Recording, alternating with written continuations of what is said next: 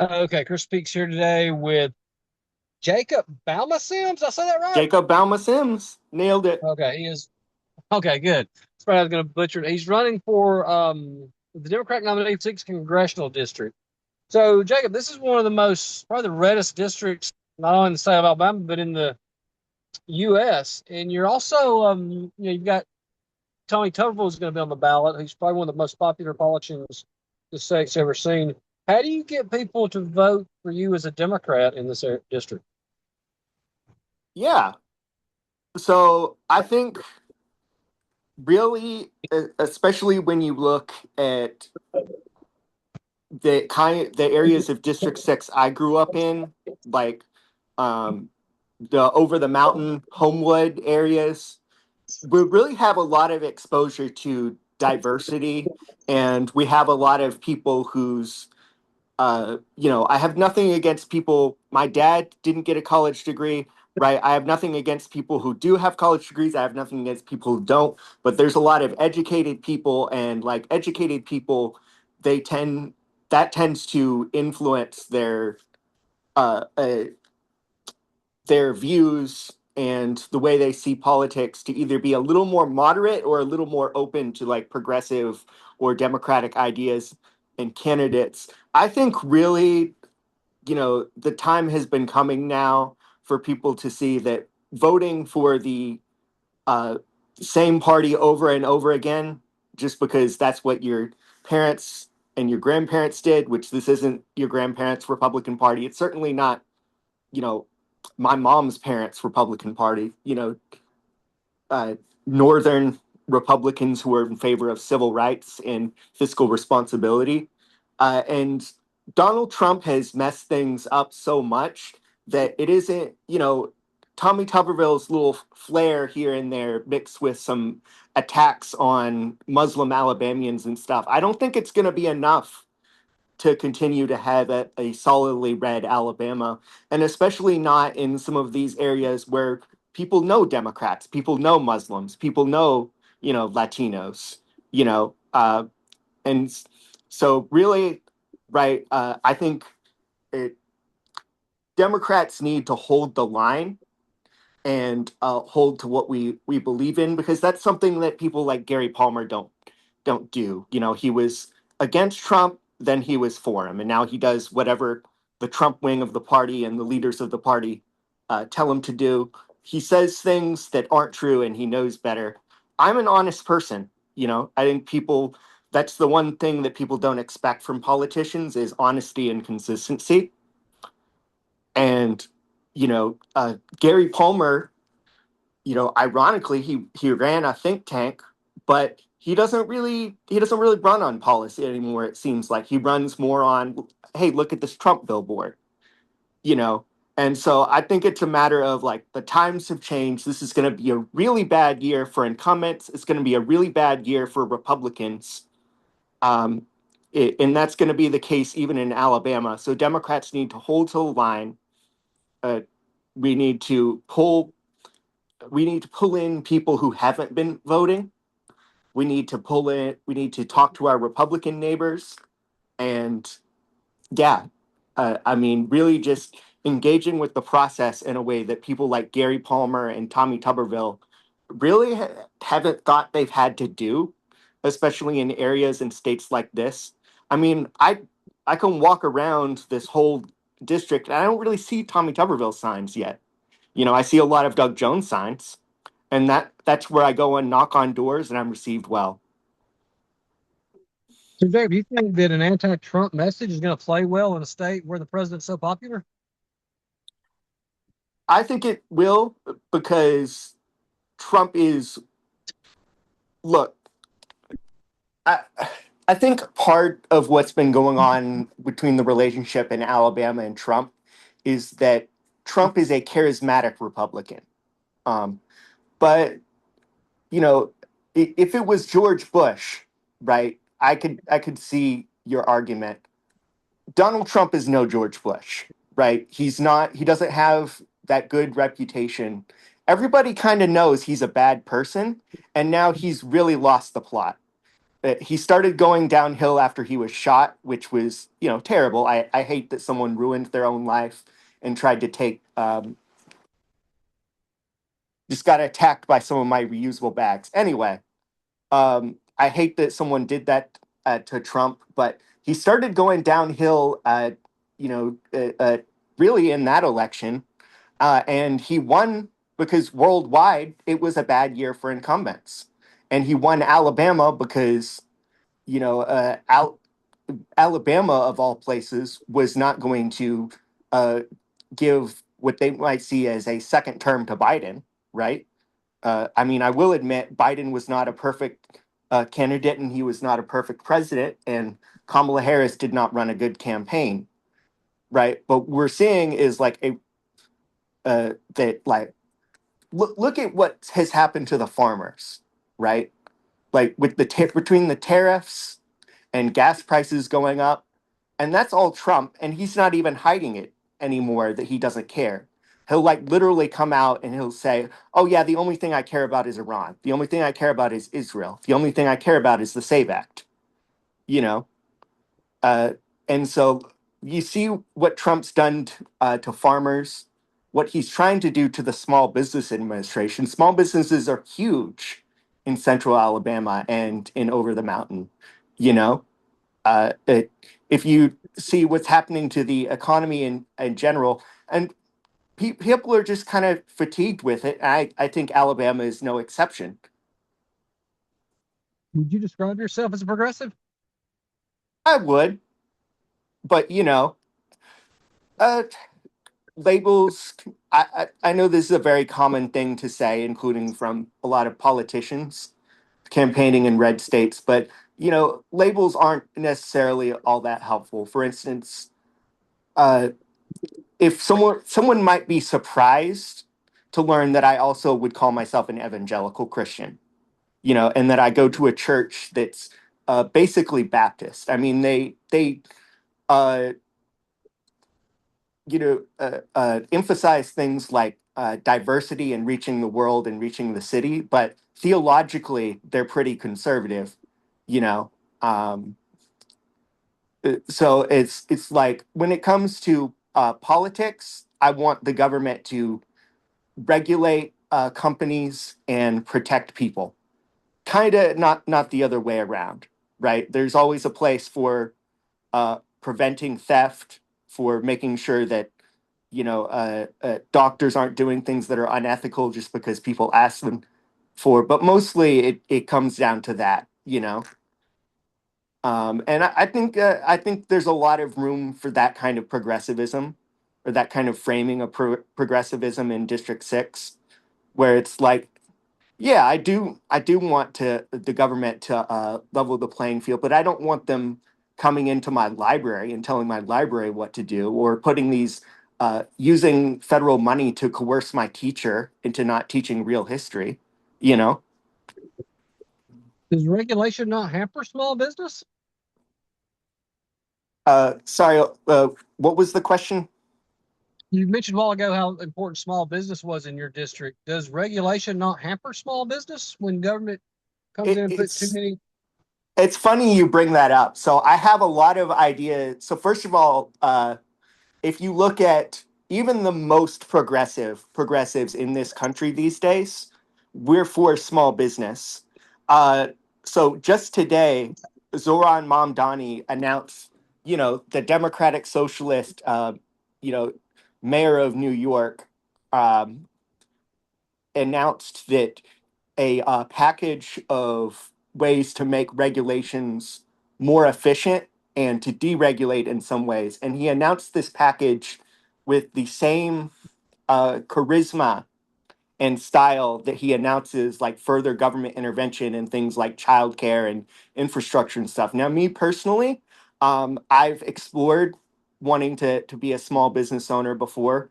I like small businesses, especially small businesses that are friendly to labor and or that are exploring employee ownership. And I've thought about going into small business myself. I do propose new regulations or strengthening regulations we already have, on things like the environment, on things like labor.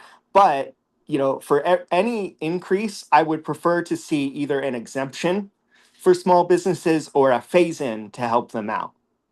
And I really think that's mainstream and common within the Democratic Party, no matter how progressive you are. We recognize we're in an era of like huge, big businesses where, yeah, sometimes they are going to be able to more easily deal with like an immediate increase in regulation or an immediate government intervention because of their lawyers and consultants and everything. And we want to level the playing field, you know. Does your views line with Madani? I think so because, like I said, uh, well, on which topic? Well, what I asked you, like, do you see yourself as progressive? Do you see yourself more as a democratic socialist, or I mean, is democratic socialist just So another word to say progressive? I see myself as a democratic socialist. And here's how I define that. I believe in democracy at every level of society, and that includes businesses. Now, that doesn't mean that I want the government to come in with a gun and say, hey, you got to give your business to the workers. But does that mean that, maybe we can look at, because we've been using the tax system to manipulate the economy for decades, right?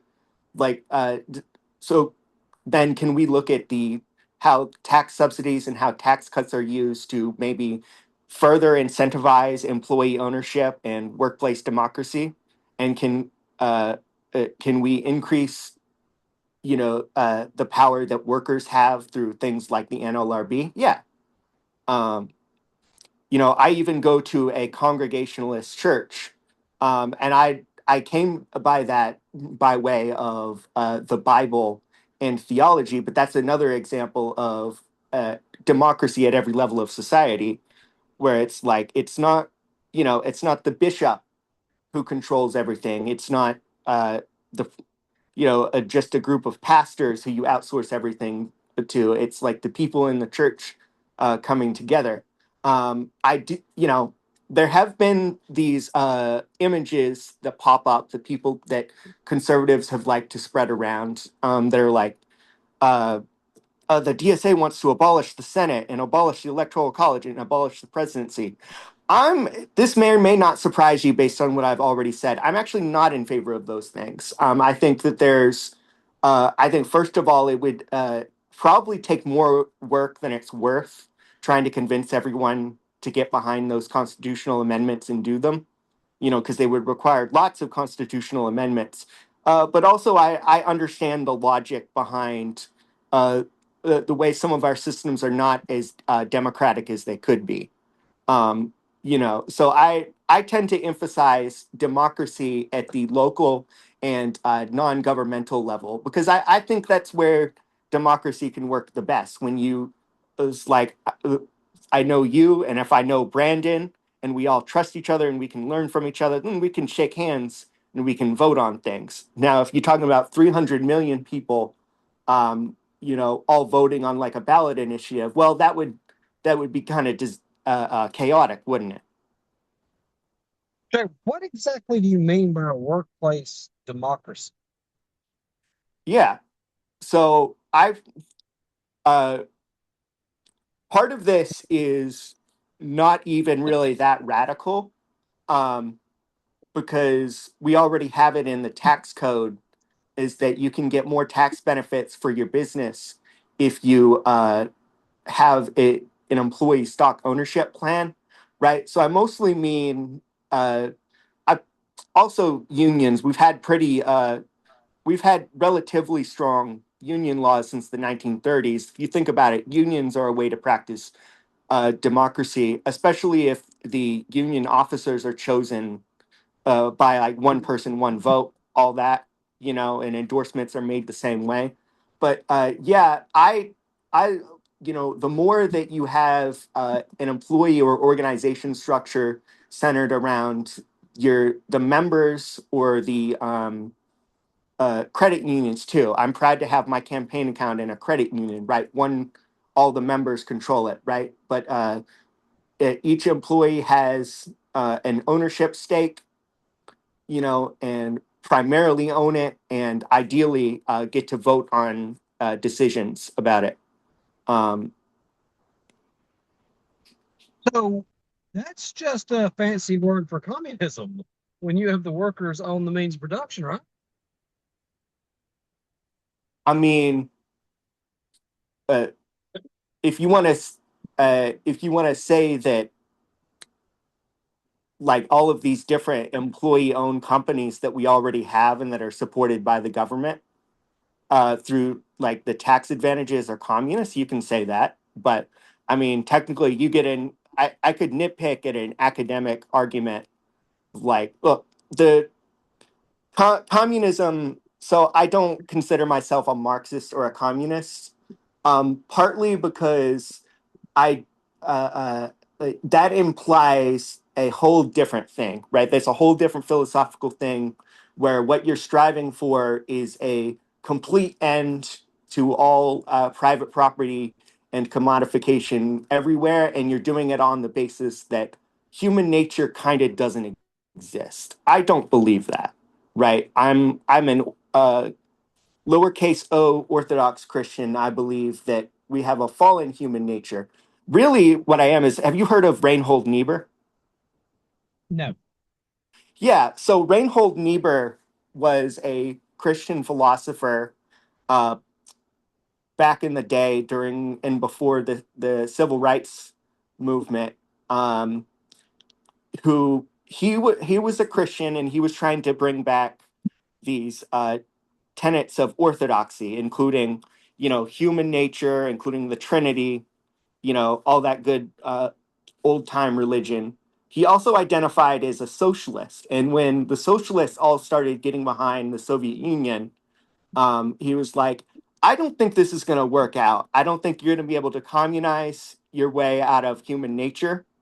And that was because he believed that we had fallen human nature. Now, ultimately, where I bring this back to District 6 is right. I'm practical. I'm specific.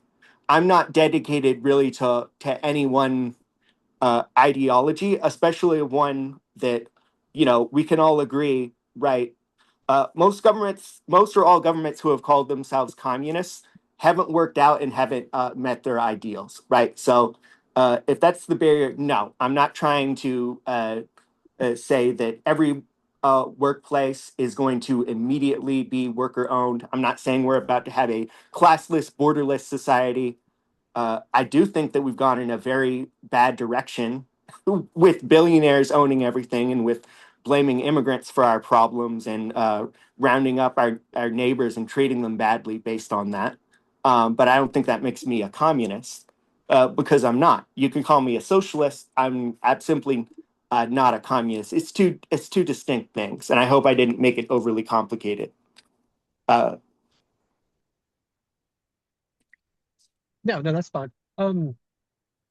Jacob, you talk about immigrants, but there's a difference between legal immigration and illegal immigrants, correct? yeah, Okay, so well, what is your solution to the problem we have with the illegal immigration? Are you against ICE?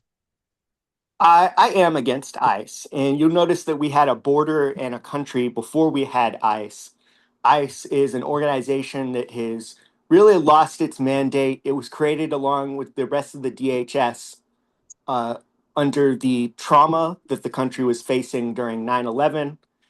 It was part of the same authoritarian solutions as the Patriot Act.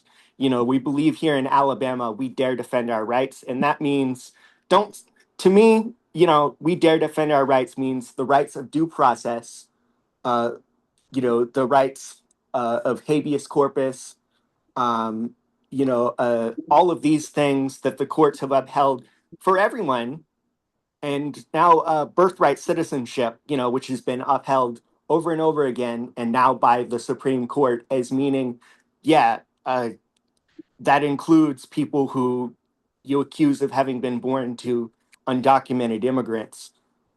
So I think, we've had these people on DACA who the Deferred Action for Childhood Arrival. Before that, and even now, they're called Dreamers. And that's these are people who are American in all but name. Uh, we've let them down because we left in this limbo state. We've told them, you're good enough to work here. You're good enough to, send your kids to school here. You're good enough to live next to us and buy our goods and pay our taxes, but you're not good enough to be a citizen. And so I want to pass the DREAM Act to give them a pathway to citizenship. They're Americans and some of them Alabamians in all but name. I want to protect stateless people. There's something that a lot of people don't know about called statelessness, where and if the Trump administration had gotten its way about birthright citizenship, this problem would have increased. Where there are people who have, for a combination of reasons, or for any one unjust reason, they simply do not have citizenship anywhere, and some of these people live in our country, and so we can't legally or justly deport them because there's no country to deport them to. I think we should also give them protections and probably a pathway to citizenship. But the answer to your simple question is, yeah, the only ice I need is in my glass. Jacob, I think you mentioned to me the other night that you were the first autistic candidate in the state of Alabama. What does that mean for you and for people who have autism? So right now, we're hearing from grown-ups in positions of power generalizations um, about people with all sorts of developmental disabilities. For instance, you had Trump going after Gavin Newsom, talking about, I don't think we should have someone with a learning disability become president. Or, maybe he doesn't even think they should run for office. We had RFK say all of this unscientific stuff and all of these generalizations about people with autism. And to be clear, I love, some, yeah, some of those people he described. There are some people that we refer to as severely autistic who I also love, and they have full constitutional rights in this country. But the major problem was that when we hear this stuff, and when parents who have the right attitude on this stuff hear the Robert F. Kennedys and Donald Trumps of the world and all these other grown-ups who side with them talk about this stuff, we hear, you shouldn't exist. You shouldn't be here. There's nothing we can ultimately do to make you a full American. And I disagree.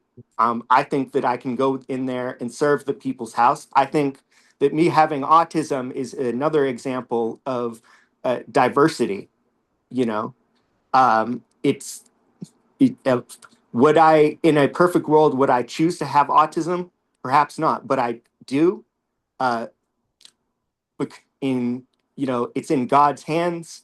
That's the world that God has chosen where I have autism, and I bring certain things to the table. I've talked about it on TikTok, where I the way I think, right, is where like there are certain things where I really know my stuff, right? This is very common for a lot of autistic people. That's why you have the term autistic savant. Even people with ADHD, right, which I also have. There are even arguments emerging now that the two diagnoses should be combined. But anyway, right, it's like I really know my stuff. I have a long memory that is unusual for a lot of neurodivergent people. And honestly, that just helps you out practically, right? That's one of the things you need to campaign is just like, oh yeah, I met that person 3 years ago, and you don't want to say that you don't remember them because then that might rub them the wrong way, right? But I have a really long memory for things that might seem like they don't really matter that much.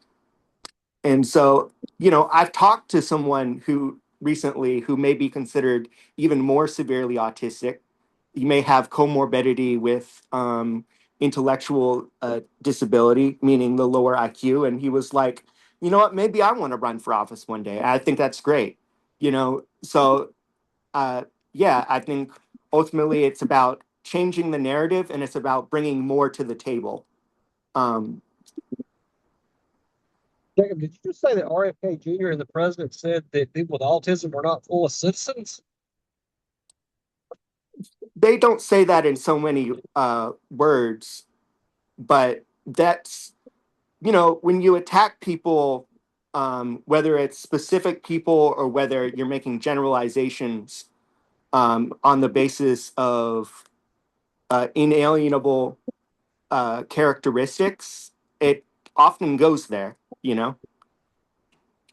Can you tell me where the president or Secretary Kennedy has attacked autistic people? Can you give me an example? Yeah, I mean, when Secretary Kennedy, so with all of the unscientific stuff with Secretary Kennedy, it really doesn't matter what his intentions are. I don't care if he believes all of this stuff he says or none of it. Um, whether he thinks he's doing us a favor or not. The path that it goes down is autistic people shouldn't exist, and that in general, right, we're unable to uh, have or do these things that Americans or human beings have or should be able to do. Um, and like practically, yeah, our rights are also under attack. Our like the things that we thought were uncontroversial, were like special education through the Department of Education, right? 504 plans. There were MAGA lawsuits to get rid of 504 plans. These were things that were meant to protect our constitutional rights and help us meet our full potential. Now they're getting rid of them. Now, uh, when President Trump specifically attacked Gavin Newsom, he said that he didn't think that people with learning disabilities are qualified to be president. I disagree. Uh, So, Jacob, how is Secretary Kennedy, with his attempts to find the cause of autism, attacking autistic people? I'm not following that. well, so first of all, you have to be careful when you make generalizations because he was making generalizations about people with autism. But it's also like we've seen this book before, right? Of trying to find a cure for things that we simply do not know the cure for, or that, I don't think it's possible to cure someone who already has autism. It's also like, what are the implications of trying to find the cause of autism? It's that you're implying that there's nothing good about being autistic, right? And you're implying that it's all bad, and you're implying that it's this major crisis that we have this diverse set of people who think differently, uh, and that really, in reality, bring a lot of things to the table. Um, but you know that you don't have to say something in so many words to attack someone, right? Yeah, but I don't see It, this. I it's mean, also it's also right. I think really what I'm more concerned with is this stuff is just dangerous and bad, and it's a waste of time. You see what I'm saying? Like even not even really. even even us talking about it right now, it's just look. Do you think that Tylenol causes autism? I don't know. I mean, there's when you look at the number of people that were diagnosed with autism, I forgot 30, 50 years ago, and then look at the diagnosis today, something is causing this. Well, I think Occam's razor really says that we didn't have the autism diagnosis until a certain point, and we've gotten more and more awareness of it. And so I think what me and a lot of autistic and non-autistic people and parents of autism uh, default to is, look, we don't know the answer, but really it's probably just more people seeking out the diagnosis. Um, but I'm more concerned with protecting our rights and protecting our opportunities than finding the cause of autism. I think that that's a ludicrous idea that Tylenol, which is something that you can give to like children, right, is not even really a drug. It causes autism. I think he should stick to the actual science. And I, you know, there's so many problems with this stuff. I mean, it's just one example of a pattern of them going down these weird pseudoscientific roads. Um, I just don't. I think the fact that we're even entertaining all of this stuff right now is just an example of he's up there, and the least bad thing that RFK does is waste our time. Um, So one of the youngest candidates, I think, Case was to win the nomination. Um, both y'all were in y'all's 20s. Do you think this is going to help motivate younger voters to get involved in the political system? I think so. I think it should. And I, of course, I love old people. I love younger people. Um, but it's obviously right. I think a lot of people can agree, and one of the reasons I'm in favor of term limits, and a lot of other people are in favor of term limits, is because Congress is so old. It's like Gary Palmer. I think of him as a younger member of Congress, as someone who's not that old. He's in his 70s, you know, and so when you see someone who who understands your generation's struggles, because one of the things is for my generation, what we've experienced is having education that helps us see the world around us and what it could be and what it should be, but living because we have a like maybe an entry level job or service sector job or cashier job. We live in the reality, right, where the system is leaving us behind. Um, and so, yeah, I certainly think that having someone who's uh, much younger helps. It's also interesting that when we go back to the science, right? If someone tells me, "Oh, you're too young," or "You're not experienced enough," "You're not mature enough." Well, I can tell you the founders kind of got it exactly right with saying how old you have to be in Congress, because uh, what we think is that your brain finishes developing at 25, you know. So it's like, not only do I meet the constitutional requirements at the same time that I met the constitutional requirements 4 years ago, my brain also finished developing, and well before that, I was on the board of a statewide disability advocacy organization. I was writing op-eds. I've been married, divorced. One of those is not a positive thing, but it's still an experience, that a lot of Americans and Alabamians have been through. Like, I've done the marriage thing. I can tell you that. Someone came on uh, to my Facebook page in the Eastlake group and was like, he's probably not uh, married or has any kids. I'm like, well, I've done one of those things before. I can tell you I've done one of those things. You know, Granted, I don't have kids, but I don't see that anywhere in the Constitution. But yeah. Simple answer is yes. Um, but also, I guess I don't. It's sometimes remarkable to me that I even think about it. Of course, I'm not the youngest person in the race. Um, and I sometimes talk about the other youngest person in the race, and I'm impressed by him too. But you know, uh, yeah, it's an interesting question. I would certainly uh, like to see polling on that, although I doubt I'll see it. So what kind of vibe are you getting on the campaign trail? Yeah.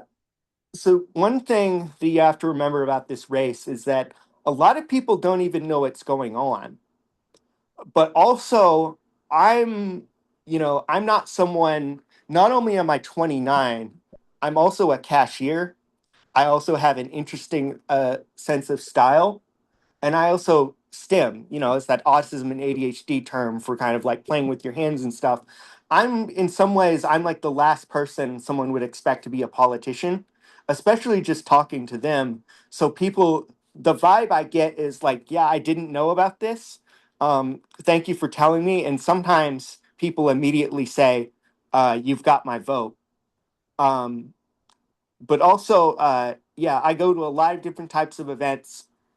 Some events are democratic events, and some events are completely nonpartisan and regular. Um, so the vibes are a little different, but generally, I have a pretty positive reception. You know, people are glad to see someone like me running. People are fascinated. You already the nominee. You thought I was already the nominee? No. I'm asking, do you have an opponent on the 11th, or are you already the I do Democratic have. nominee? So I have three opponents. Oh, three's in that race. Okay, all right. Yeah, yeah. So I think that's another thing for people to remember is if it was a normal election, right, where you had some Democratic favorite and then you had a runoff, well, then maybe uh, you could hand wave me off. But we have a rare opportunity for someone like me to make a big splash between four candidates. Right, you have a chance for someone like me to really run away with it, and so in I would say in any election, right, every vote counts. Of course, you're kind of supposed to say that, but in this election, there's going to be no runoff. There are four of us. Your vote really counts. Yeah, so theoretically, I mean, you could win it with 25% plus one vote. Yep. And I don't expect there to be a huge runoff either. I mean, a Oh, huge, there's excuse me, a legally, huge turnout. right, Go right. ahead. Legally, there's not going to be a runoff. But yeah, Yeah. also, I want I to, meant say turnout. right, I want to also take this chance to let everyone know they if they're not registered to vote or if they know anyone who's not registered to vote, the deadline to register to vote for the August 11 primary is July 27th.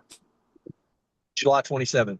Um, okay, so Jacob, I've had you for almost 40 minutes. Is there anything else you'd like to say? I think that's all the questions I've got for you. Yeah, I'd just like to say that District 6 does not belong to a political party. It doesn't belong to the big mules or the out of state interests. It belongs to you, and you have a chance on August 11 to vote for a unique, independent candidate who is honest, who cares about you, uh, and knows the community very well from the age of 3. Jacob, thanks so much for coming on and talking to me today. Give me a little bit and I'll have this loaded up and I'll tag you in it when I do. No problem. Thank you for having me on. Thanks a lot, buddy. Good luck on August 11th.